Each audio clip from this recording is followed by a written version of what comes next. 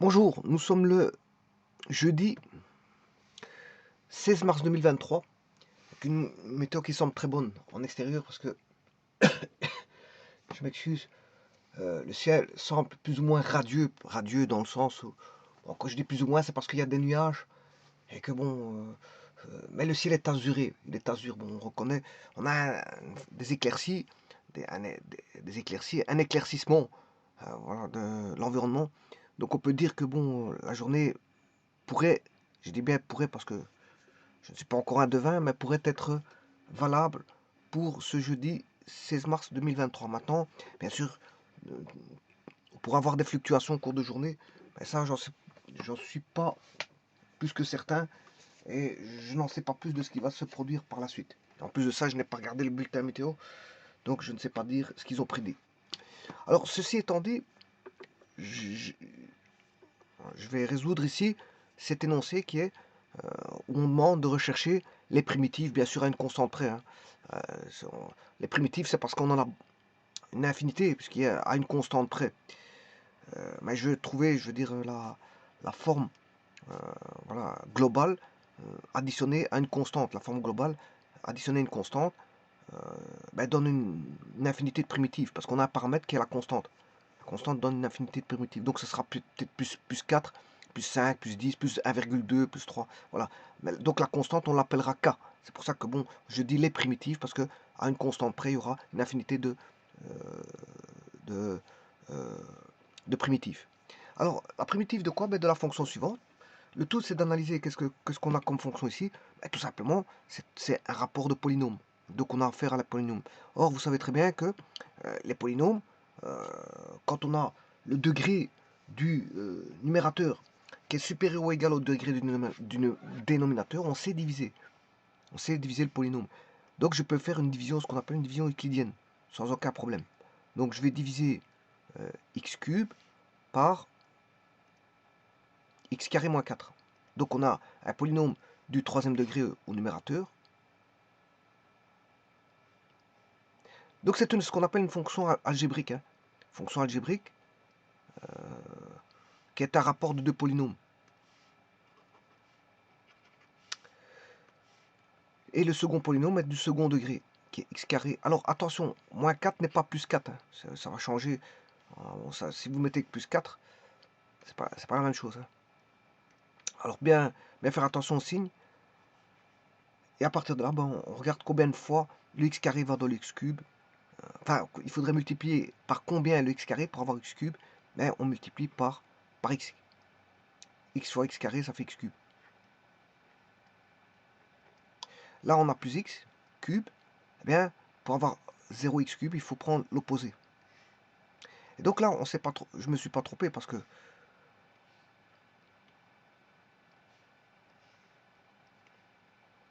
dans la division euclidienne, ici, j'ai un plus. Sur le polynôme, c'est plus x carré. Alors, si je devais mettre ici plus par plus, ça fait plus, mais là, je dois prendre l'opposé, ce qui fait moins. Et de ce fait-là, j'annule bien le coefficient en x cube, qui est 0. J'annule bien le coefficient en x cube. Le tout, c'est d'avoir deux opposés ici. C'est ça la recherche, rechercher deux opposés. Or, plus par plus, ça donne plus fois du plus. Ici, plus fois du plus, ça fait plus. Mais là, on prend toujours l'opposé du produit. Et l'opposé du produit, c'est moins.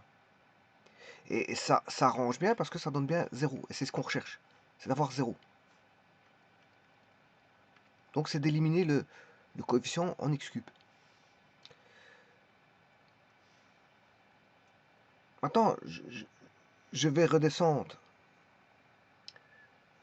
Bien sûr, il faut que je multiplie. J'ai multiplié celui-ci avec celui-là. Pour terminer la multiplication, je dois multiplier moins 4 fois plus x. Moins 4 fois plus x. Alors je rappelle qu'il faut d'abord faire les signes. Plus par moins, ça fait moins.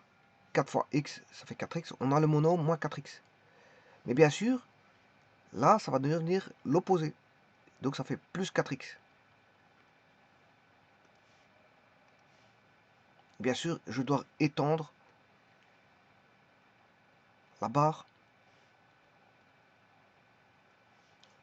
comme ceci pour reprendre l'addition complète. Et maintenant, je peux faire l'addition.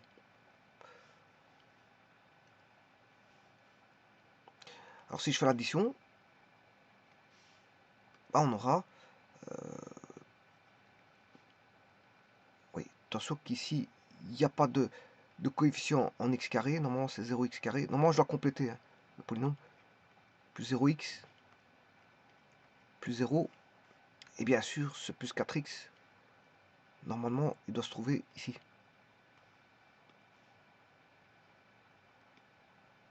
Parce que c'est une addition polynomiale. Et les additions polynomiales doivent être... on peut mettre ça dans un tableau. Hein, doivent être alignées.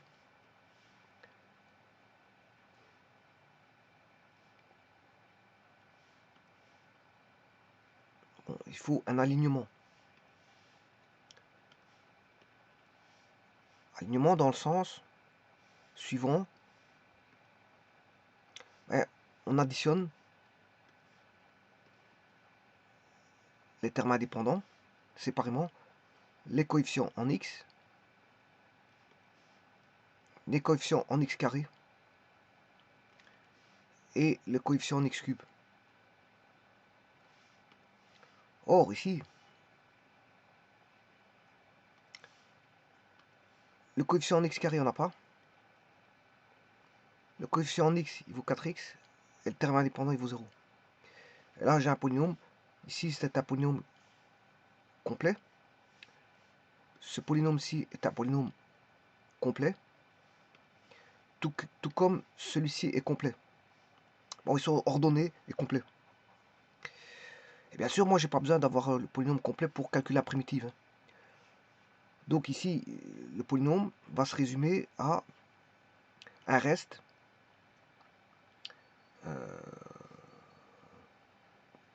plus... enfin, ici, ça va être plutôt... Je m'excuse. On sait bien que ça, c'est le dividende. Ça, c'est le diviseur. Ça, c'est le quotient. Et ça, c'est le reste. Donc, on sait bien que si vous faites le quotient fois le diviseur plus le reste, ça donne les dividendes.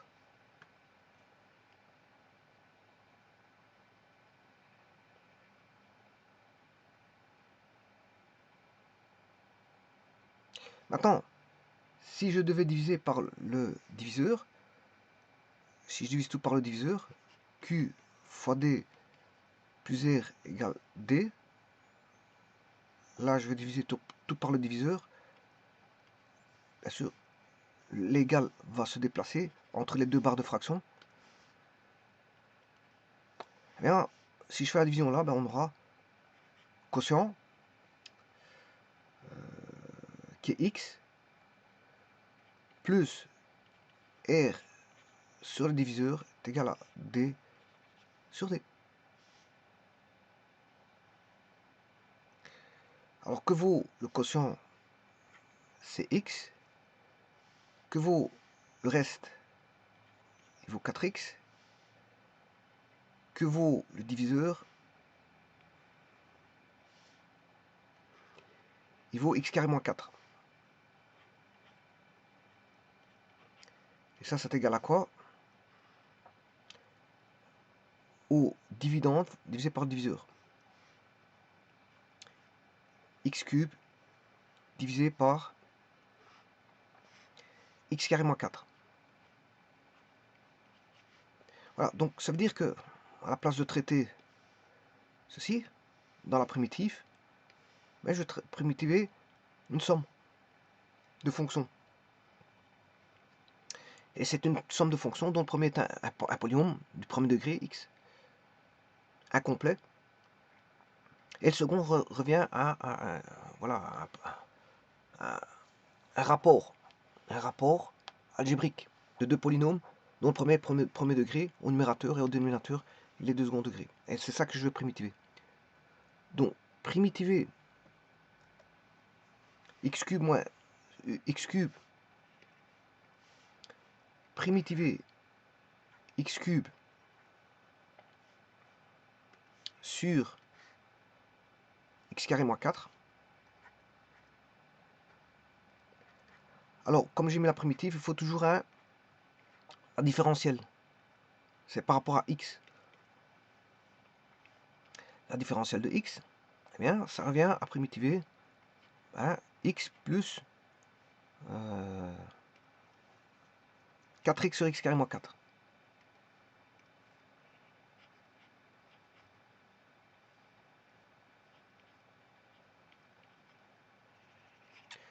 Dx. Bon, là, on va la primitive d'une somme, c'est une opération linéaire.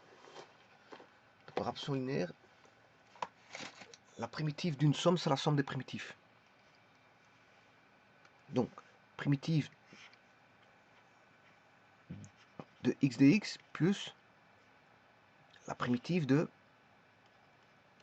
4x sur x carré moins 4 dx. Alors je vais le faire par les différentiels. Je vais primitiver ceci par les différentiels. Donc c'est-à-dire que je ne vais pas poser. Je ne pose pas, je le fais directement par les différentiels.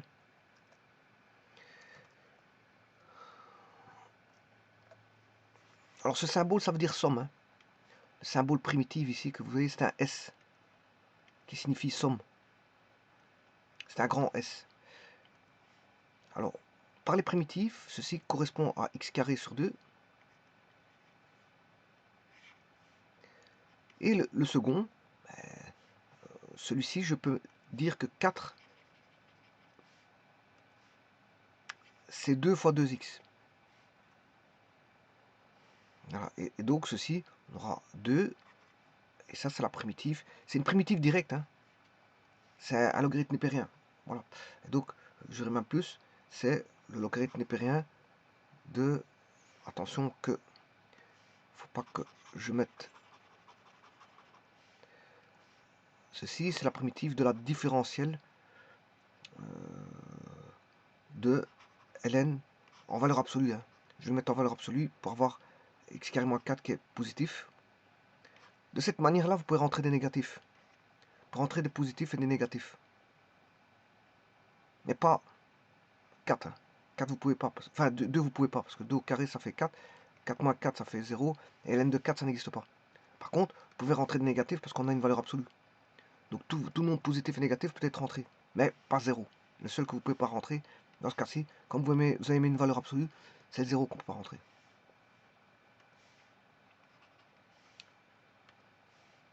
Oui, j'ai oublié de dire qu'ici, si vous voulez étudier le domaine, c'est x carré moins 4, les conditions d'existence, c'est x carré moins 4 différent de 0. Ce qui veut dire que x différent de plus 2 ou x différent de moins 2. Donc le domaine, on peut tout rentrer, sauf deux valeurs qui sont moins 2 et 2. Donc elle est discontinue en moins 2 et 2. Ah.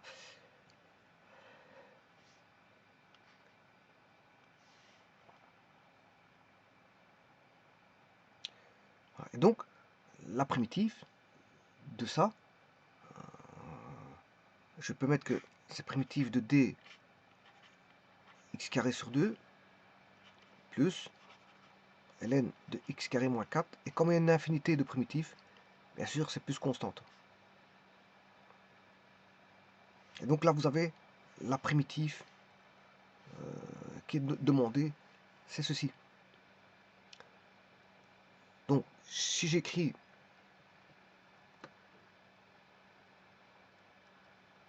x cube moins 4, enfin x cube sur x carré moins 4,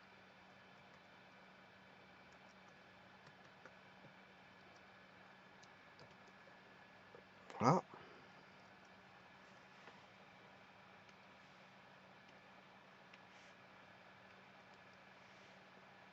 Bien, sa primitive, c'est ceci.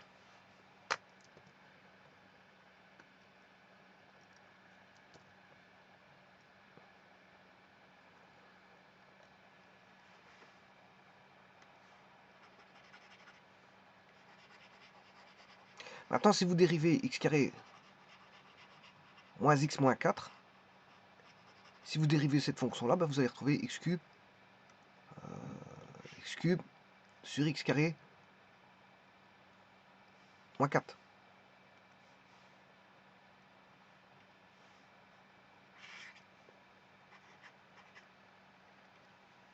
Alors maintenant, je vais vérifier. Hein. Je vais faire ce qu'on appelle une vérification. De deux manières, une par GeoGebra et une par calcul de dérivée. Je vais dériver ceci. C'est une dérivée assez simple. Hein.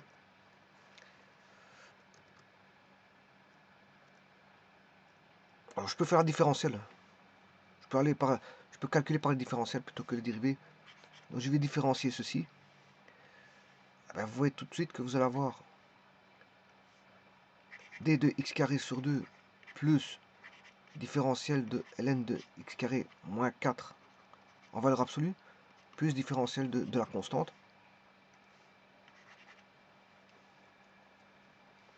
Là, on va se retrouver avec 2x dx, le tout sur 2, plus, alors je vous rappelle, ln de f, c'est égal à f' sur f. Hein. Donc le f, il suffit de le recopier, et au numérateur, ce sera 2x. Bien sûr, 2x dx.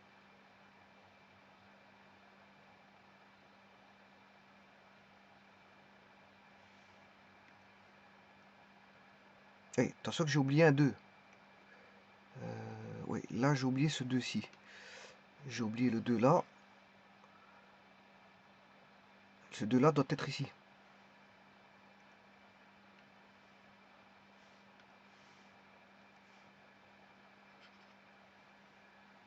Voilà. Et donc ce 2 il est là. La constante ça fera 0. Donc on aura x dx plus 4x dx. Et si je considère le domaine uniquement sur les x strictement positifs, ce sera, ici il n'y a plus de valeur absolue, mais on aura x carré moins 4. Enfin, quand je dis x carré moins 4, doit être, si je considère x carré moins 4 strictement positif. Voilà. Si je devais considérer x carré...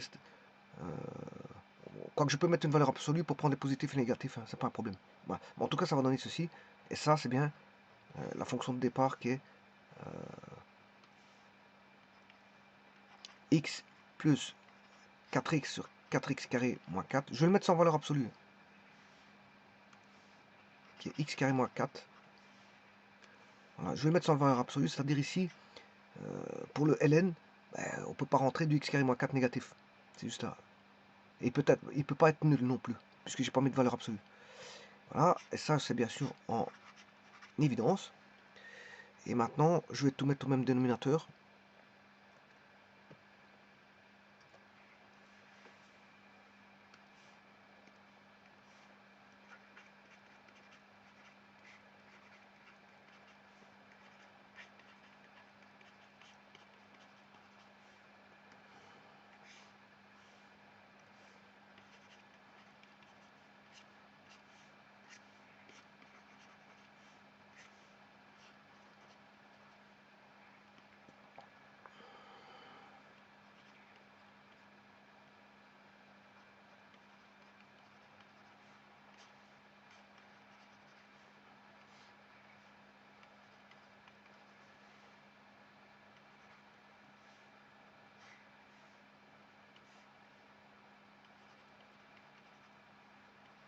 Et voilà, on retrouve bien l'énoncé. On retrouve bien l'énoncé. Alors maintenant, je vais le faire par GeoGebra. Donc le polynôme, c'est x cube sur x carré moins 4.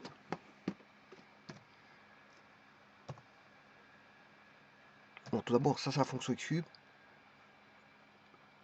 Fonction usuelle connue par tout le monde. Et la fonction x carré moins 4 qui est une parabole décalée vers le bas de 4 unités. Je fais le rapport f sur g. J'ai la fonction algébrique que voici. Donc celui-ci, je l'enlève. Voici. On voit bien qu'il y a des asymptotes.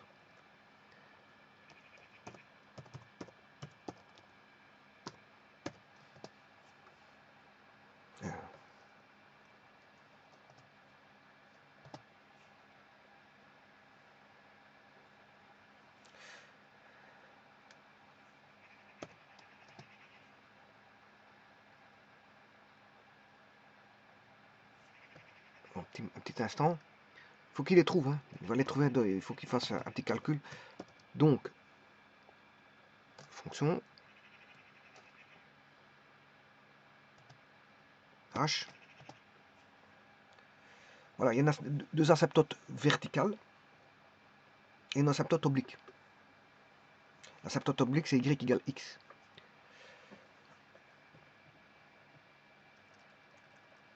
Donc elle subit en moins 2, 2. J'avais dit qu'elle était discontinue en moins 2, 2. Et quand moins l'infini plus l'infini, elle avait une tendance, et ça je ne l'avais pas dit, mais vous le voyez ici, elle a une tendance asymptotique de type droite, qui est la bisectrice du premier cadran et du troisième cadran. La bisectrice du premier et troisième cadran étant y égale x. Alors je peux faire la division.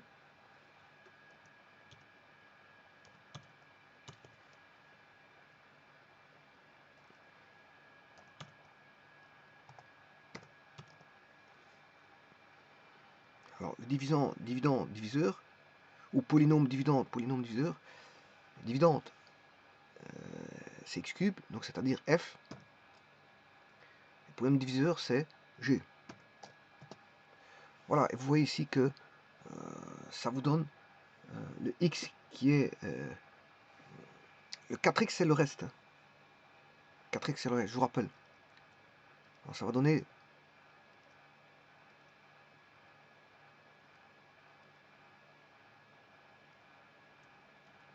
Voilà, ça va donner ceci.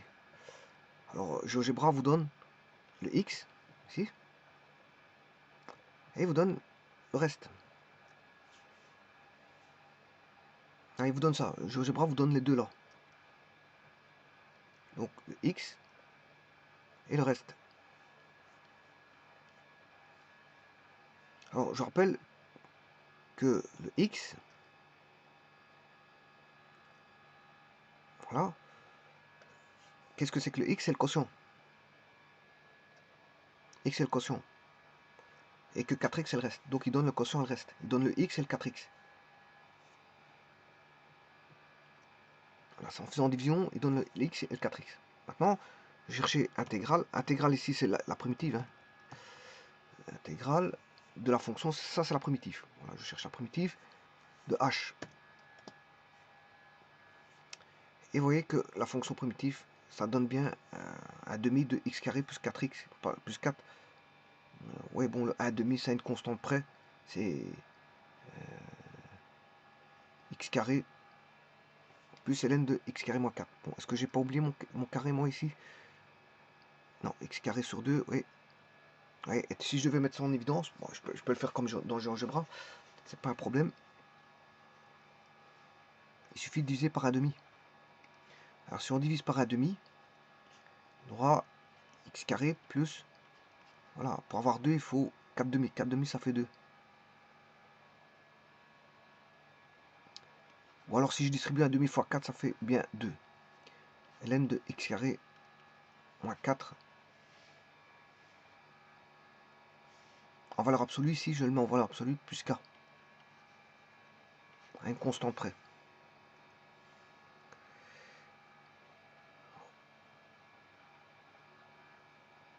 Alors, la constante, si vous voyez que je peux faire à une constante près, là, vous voyez qu'est-ce que ça donne par GeoGebra. Je peux choisir mon paramètre constante. Hein. Constant. Donc ça, c'est la primitive. Et je choisis à une constante près. Donc ça veut dire que je la remonte ou je la redescends. La fonction remonte ou redescend. Donc il y a une infinité de fonctions. Mais ici, il a pris entre moins 5 et 5. Bon, c'est le cas, vous varie de moins 5 à 5. Le paramètre, bon, je peux changer, hein, mais bon, ici, il a pris de moins 5 à 5. C'est-à-dire la fonction le départ. Voilà, plus qu'à, c'est plus qu'à. Je vous remercie.